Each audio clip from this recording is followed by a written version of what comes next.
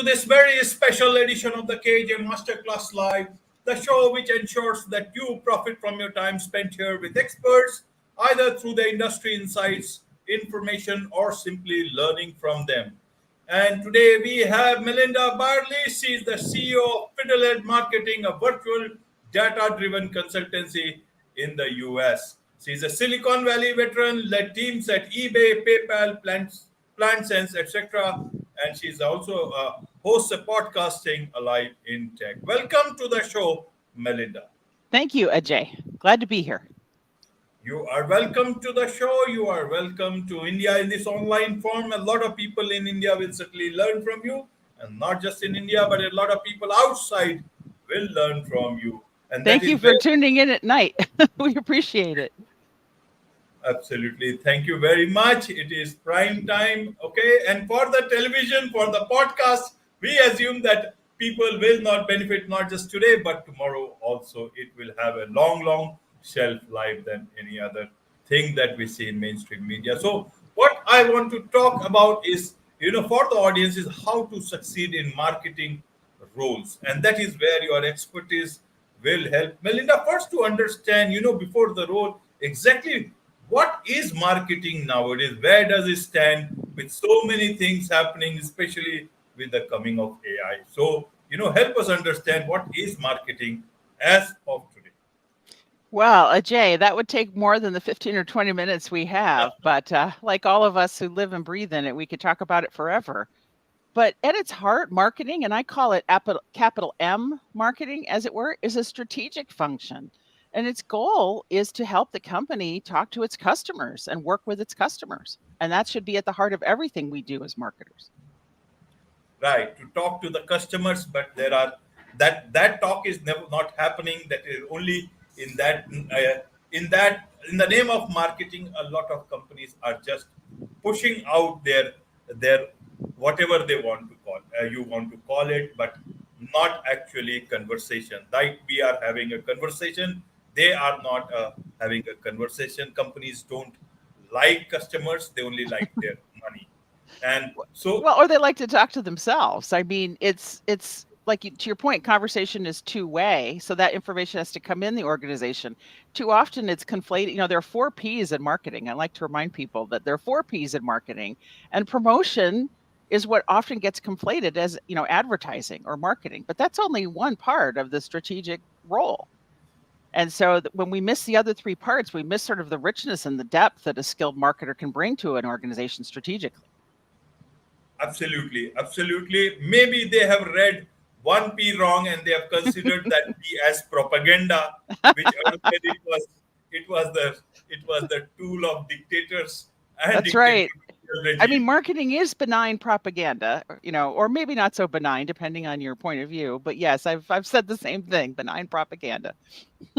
Absolutely. That is why I asked Melinda about what is marketing today. But be that as it may, people who may get a marketing role. So let us look at it from 2 points of view. One is the starting. Somebody is starting in a marketing role, and somebody who is taking over a team.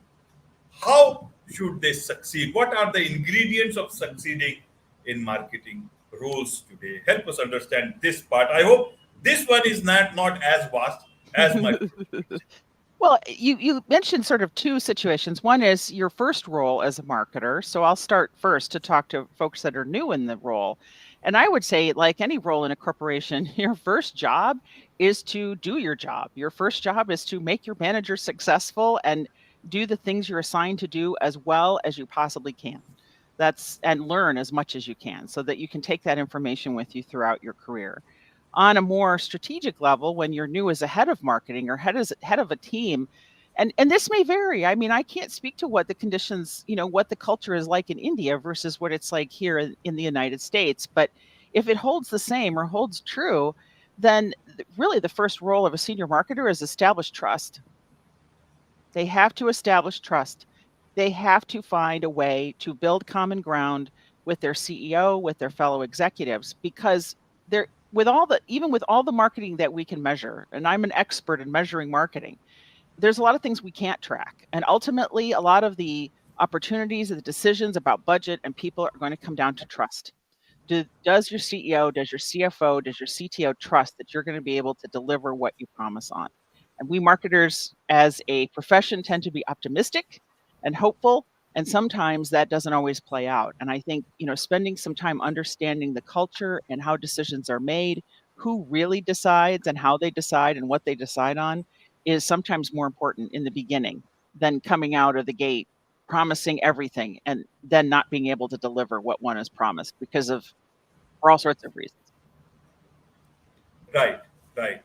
And how do you make inroads into a marketing team? Because your job is to make your manager succeed, but the manager is wanting to succeed by himself or herself and do not need you because in that sense that they never take your ideas and you just find that you are carrying out the ideas or the orders whatever are being you are told. So how do you start building your place in a marketing role where a lot of people like me have different opinions about what marketing teams are doing? Because I look at it from a customer and I am not the only one. There are millions and millions like me.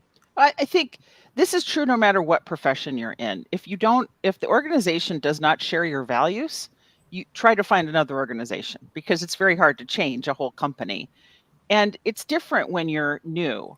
I think you have to have more humility when you're new, especially if you're fresh out of college. And believe it seems like it might be a long time ago, but it doesn't feel like that long ago. And I remember thinking how much I knew and how realizing over time how little I did. And so I think a certain sense of humility when you're in your first couple of roles. But if your manager isn't listening, if you have good ideas and they're well argued, and they're backed in data, or they're backed in logic, backed in customer research, and your manager isn't listening to you, find another manager because you deserve to have a manager who works with you and appreciates the value that you bring to the company.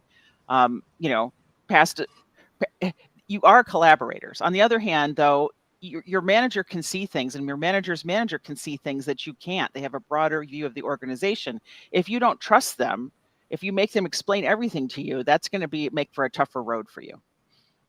Right, right, Melinda. For a newcomer in marketing, what are the things that they should look out for, whatever the situation in their Mhm. day-to-day work, in terms of learning? Because this may be just the first job, but there is a whole life there, and there is Oh, marketing is a big field. So, what should a newcomer he or she should look at in a wider sense, in a positive focus sense also, in terms of especially in terms of learning that they should never compromise with, oh, because especially, whatever yeah, learning, especially in the first job, that yes. will take them a long way.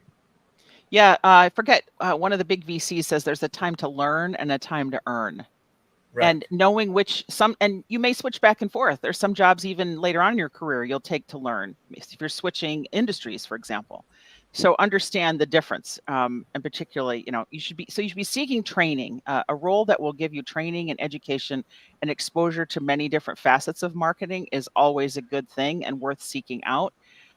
If I were, just getting started today, I sure would be paying close attention to AI. I mean, everybody is, but not just, how are we going to use AI to save money? How are we going to, do writing and things faster? But strategically, how can AI be used to strategically add value to the company, to unlock enterprise value? Because it really represents a once in a generation shift. It's hard when you are young to see the perspective that those of us who have seen the internet and the personal computer, the mobile phone, social media. Those of us who have seen all these transitions can see with perspective how big this is. This is probably will be the biggest technology change you will see in your lifetime. And so getting in and paying attention to it, understanding it and trying to get as close to it as you can is a great way to develop a skill set that will serve you well. At the same time, there's an empathy piece of marketing. Yes, there's a lot we can and should measure. Yes, our job is shareholder value, but we really are the function charged with empathy for our customers. And we need to be able to understand them deeply and explain them to everyone around us and be able to speak their language. So, yes, the data will come. The data will be part of the job. It's hard to get your work done without it, but really focus on the ways that you can learn to understand customers and talk to them. Right. It's a good thing you talked about empathy. In fact, I was about to ask you about that. And in terms of success in marketing, how should they look at success? Is it about that they have given wrong information to people and they have got a good order, and then you've got some lot of backpatting from the seniors here, but at the end of the day you don't feel good about it. It's a first job. Anyone young may have those those normal issues, positive issues of being ethical, being thing, but you have still on pressure done whatever. How should they look at in terms of this part of the learning? Should they become worldly wise, or should they become too street smart, so street smart that you outrun all the people, even the dubious people? I heard a quote recently, and it's so true, which is, how do you thicken your skin without hardening your heart? Wow, very nice. Yeah, I wish I hadn't been in my 50s when I heard that, but it is a balance. You have to, and I would say too, a common trap for young marketers is to market to yourself. In some ways, I find when I'm on projects where I love the product and I am the customer to be the toughest, because I can't separate myself from the actual, production of the marketing. So be aware of that. If often think about, am I really the target? Because your idea may come from you, but you may not represent the typical customer. And I think that's where having that sort of detachment is healthy. As for sort of ethics, it is a common question among every marketer, and it's a worthy thought exercise for your journal, or as you're on your morning jog, to think about, what are the products I would not market, no matter what, for any sort of money. There are some things I just would not feel comfortable marketing, and everybody is different. Everybody's going to have their own standards and values. At the end of the day, the research shows that people value their life based on their relationships, and job is about satisfaction. Your job will not make you whole. It should satisfy you. It should give you a sense of accomplishment, but it is not the whole of your life. And so, really thinking about how maybe that first job, it can be tougher. You're just trying to get a foothold in. But when you are at the place where you're allowed to choose, be cautious and choose the things that align with your values. Absolutely, absolutely. These are indeed lessons, good lessons in marketing excellence, I must say, Melinda. In terms of someone who has just joined the industry, and if they are worried about, they are hearing a lot about this AI, all the Chat GPTs and Bing and all those. Should they be worried about marketing existing after say 3 years, 5 years, or will marketing be there but it will change very drastically? Should they start looking at something else or add something? How do you look at it, being expert in this? Well, it is different. In my age versus being a young person, so that's a fact. If I lived forever, I would have probably a different perspective than if I was, not. And so I think, well, one, human beings are complicated, and Windows still crashes. So do I think that computers are going to entirely replace marketing departments? No. However, we have a saying here in Silicon Valley that says we tend to overestimate its impact in the short term and underestimate its impact in the long term. And that's a worthy reflection, meaning in the short, there's going to be a lot of hype around this. But I didn't get on the Bitcoin or the Web3. I am not one of those people that you see switching, what's going to be big every 3 years to sell more consulting engagements. I've always been back to basics, do good marketing, do it well, no silver bullets kind of person. And I still say that AI will it's on a par with the personal computer in terms of the level of change it will bring. So trying to stay ahead of that will be the job of young people. And I think the ones I think that will be most affected are going to be young people, because who is teaching them how to edit? Who is those of us who are senior? This is one time we'll actually do pretty well, because the AI needs us to say when something isn't working. But how do you learn that? We all learned from being taught. Writers learn how to write from editors, and marketers were taught things. And so I think, again, leaning into places where you can learn, and people who are willing to teach you right now is going to be huge for you. If you're left alone to just do it for yourself, I think you'll struggle, and you want to get those skills so that you can take them with you going forward.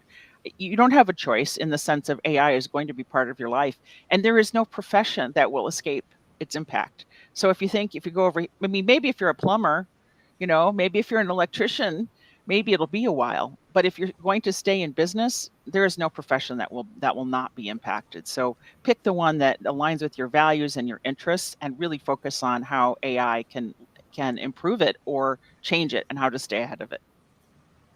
Absolutely, absolutely. And now, someone who is, suppose, let's look at the senior roles. If one is a senior marketing person or even a CMO, Chief Marketing Officer, how should they look at role today, as it is today? Is it more about just again sales? Obviously, they have their targets, but where do we stand today, especially again with the AI coming in?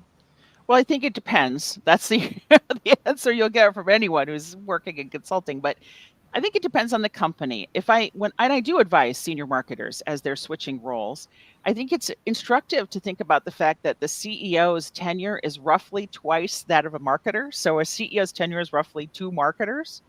So the turnover is high in the role, and I would think about how long the CEO has been in the role.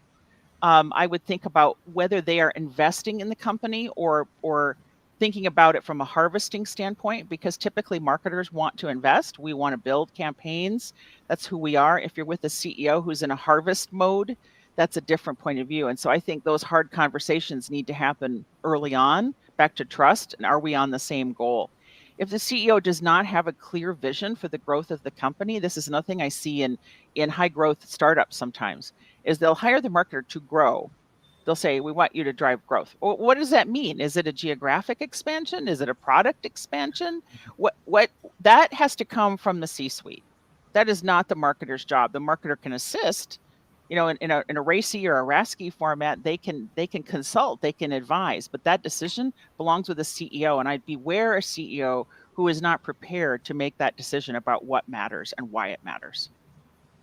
Right. So when you have those job related discussions with the top management, how much should you promise and how much should you not promise? Because if you promise the CEO from very second day, especially if it's a startup, they will start asking about it from the very next day. And they have to. How Right. A startup has a very limited window. They have a runway. They have their investors have a timeline. It depends on, right. I think part of it is setting those expectations. You set the expectations. If you're in a 100-year-old company, it's a different conversation than if you're in a fast moving startup. But I think part of it is you set the expectation saying, I prefer to under promise and over deliver. That's who I am. If you don't like that, I'm not your marketer. I think you have to kind of know who you are and say, if I say to CEOs, the growth that I do is old fashioned, it's built from the ground up, but it's sustainable. It's going to look on paper like this for a long time until it looks like this. And that requires patience. And so I work best with a patient CEO, a patient board who understand that may not be yours, right? That in a startup, 6 months can feel that way.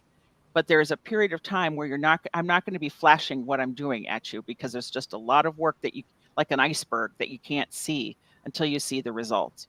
I think you have to know what you're good at, and understand whether that's what the company needs in the next 2 to 5 years. If you are let's say you're a paid search marketer, and this is an enterprise company that sells to 2,000 CFOs across the country, you are not a fit. They don't need that tactic in the same way and at the same scale. And so the two of you may not have the same stuff. So I think, and boards and CEOs don't always understand the function. So you often have to really dig in that, and I say the time to do that is after you have the offer, because that's when the power, if you will, is in your hands. Once you have an offer in hand, that is where you go and ask the questions. That is where you drill in and really understand whether you want to take that job or not, or under what circumstances. Is it budget? Is it headcount? What are the things you think you need to be successful? Because you will not know until you're actually in there. It's like dating, right? Everybody's on their best behavior during the interview process, and right? you will not know until you start lifting up rocks. Because companies don't switch CMOs when things are good. Huh. Right, right. So, Melinda, you see, everybody is on their best behavior. Even the founders of small companies or even the bigger companies, they might be on their best behavior. But let's look at the startup with a couple of founders, two, three, four founders sometimes. How does a CMO deal with those founders' expectations with whatever you have told at the beginning of the interview, because there the things will be. And even if those founders might be good people, they may have taken money from an investor who may have, who may be just putting his leg on the accelerator all the Yeah, time. So exactly. how does that work, and how do you deal with? See, it's a fact a CMO needs a job. He has bills to pay, he or she, whoever it is, and you need a job. If you under promise, then you will not get the job. Hmm. Realistically, so many things are not possible. So how do you maintain? And secondly, a lot of people are coming from different industries. They are not within, and especially when you are coming at a senior marketing role, Hmm. how do you start learning on the job of a new sector, and how do you start delivering results? And at the same time, you need a team. Do you just go with an existing team who has already, whose CMO is gone, old CMO is gone? How does that part work? About, especially in the tech firms, every day so many of them are coming, especially new AI firms are Hmm. coming. They've been getting funding. How does this scene work out? How does a CMO perform, survive for the day, and for tomorrow? Survive is a good word. I think first of all, you can tell in the interview process if the CEO is listening to you. It's really paying attention in the interview process. If you're giving advice or thoughts and they're arguing with you, even in the interview, or you can see in their face that they disagree with you, as hard as it is, you're going to have to understand that this probably isn't going to work. Ultimately, they have to see you as a collaborator, just like we talked about earlier when you're new in your role. And if your manager isn't listening to your ideas or treating you with respect, that's never going to work there. If there's a fundamental disrespect for marketing, and there often is in tech companies, that's a whole other podcast, which is wrong because no one function is more important than the other. Believe me, there are way too many startups who are begging for marketers, right? We have a great product. If you come, all you have to do is sell it, and that's not how it works at all. So there has to be a fundamental basic respect for marketing and for the knowledge and experience you bring to the table. On career switching, there's an adage that says you either switch your function or you switch your industry, but you don't switch both at the same time. So make it a two-step. If you're working in product management and financial services and you want to be in marketing and healthcare, make the switch to healthcare first, or make the switch to marketing first and then switch it. You're going to switch another job over. Don't try to do both at once. And this also goes back to there are only a handful of tactics, really, when you think about it. Most of marketing is tactics. I've put them on 1.5 PowerPoint slides. That's it. And so it becomes sort of which are the ones we're going to do. And startups, fewer, bigger things, and setting that expectation. More explicitly, what we will not do. Saying saying it out loud, explicit communication. We are not going to do these things right now. We're going to do these things, and having a clear plan and then working that plan. Um, Beware of the CEO who is, wildly flailing from one month to the next because they don't have a vision. When they have a vision, they're dogged about it. You can see this in the history of things like Snapchat, where they are just heads down. They know what they're making. They know what they want to do. That's ideally where you want to be. A CEO who is all over the map makes life much harder for the marketer. Back to the idea of they have to provide the strategy. If they don't have a clear vision for the strategic growth of the company, it's going to be very hard to do your job. Absolutely, absolutely. And as I asked for the newcomer, what about the CMO and artificial intelligence? How should they make friendship with it, or should they find that it's an adversary which is going to take away even Oh my no. job? Oh no, man. I really truly believe for those of us of a certain age that it is the biggest opportunity we've seen in 20 years. And it's probably going to be the last big opportunity of our careers. I mean, if those people who are in front of mobile, look at what happened to their careers. People who were in front on social media, look at what happened to their careers. This isn't, again, about let's see how fast we can shove an AI tool into the org. This is, again, those marketers that are thinking strategically about how to unlock enterprise value by using AI to solve problems that were difficult or if not impossible to solve before.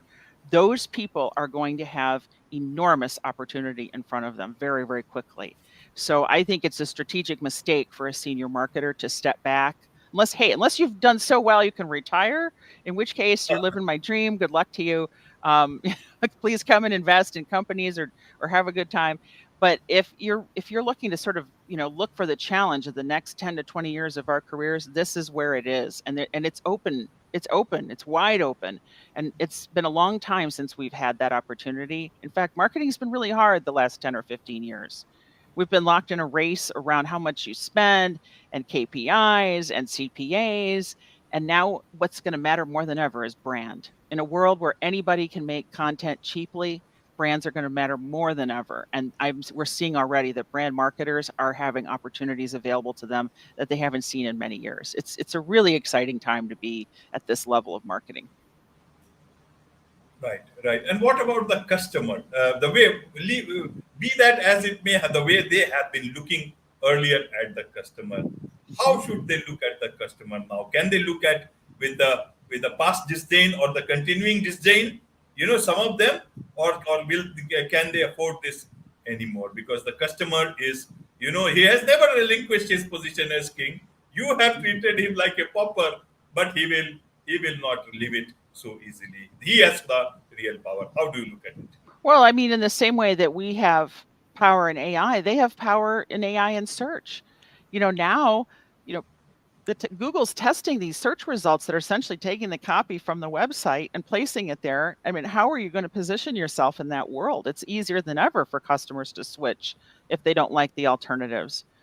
So that's always been the case. And it's hard for me to understand people think about any other way. Maybe because I started my career at eBay back in the early days where Meg taught us, and us category managers had to call up sellers and talk to them literally on the phone. And I sometimes see with young people, I'll say, get on the phone and call your customer. And they look at me like, what? Phone? They're so used to doing text messages with each other. This is not, it just is. That's how they grew up. And so I say to them, no, you get on the phone and you call, because you learn things and you hear things that you're not going to see when you do a survey. And they're always surprised at how customers are happy to hear from you. If you think about it this way, think about it, any brand that you like. If somebody, a person, not a surveyor or researcher, but a person calls you and says, I want to hear your opinion, you're going to be flattered and you're going to want to help. I've never had a customer refuse a call, ever.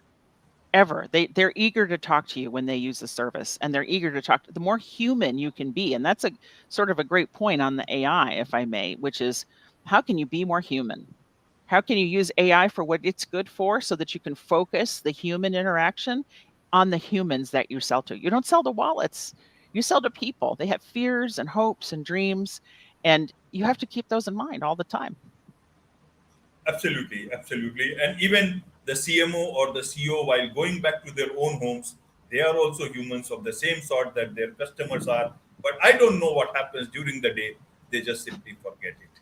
And it is good that they remember it. Otherwise, it will be too late for not their companies, even for their careers also. Because if you don't talk to the customers will delete your phone number.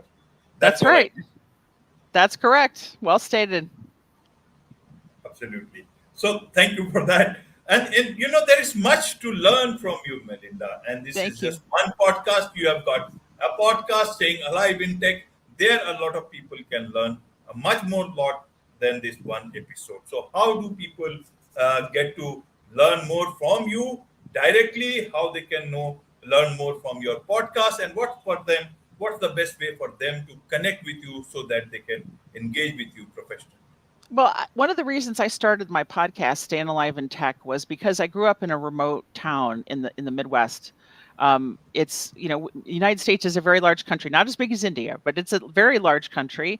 And I was amazed when I've been working here for 20 years, and I would hear these stories from people and think, why am I the only one that gets to hear this story when it's so instructive and so helpful?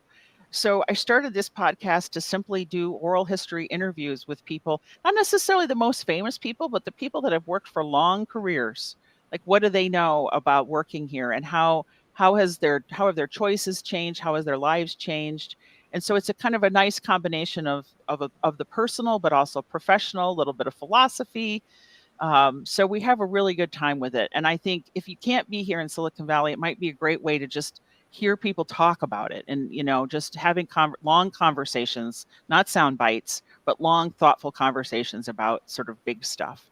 I also started a Substack like everybody these days, but I did mine to learn out loud about AI. I really am a relative newcomer. I was busy building a company for the last 7 years.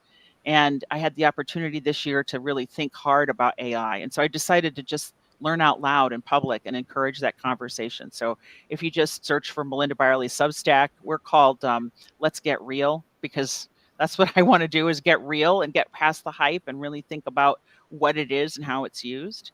And of course, obviously, if people are interested in marketing consulting, they can come to the company website, which is fiddleheadhq.com. Absolutely, absolutely.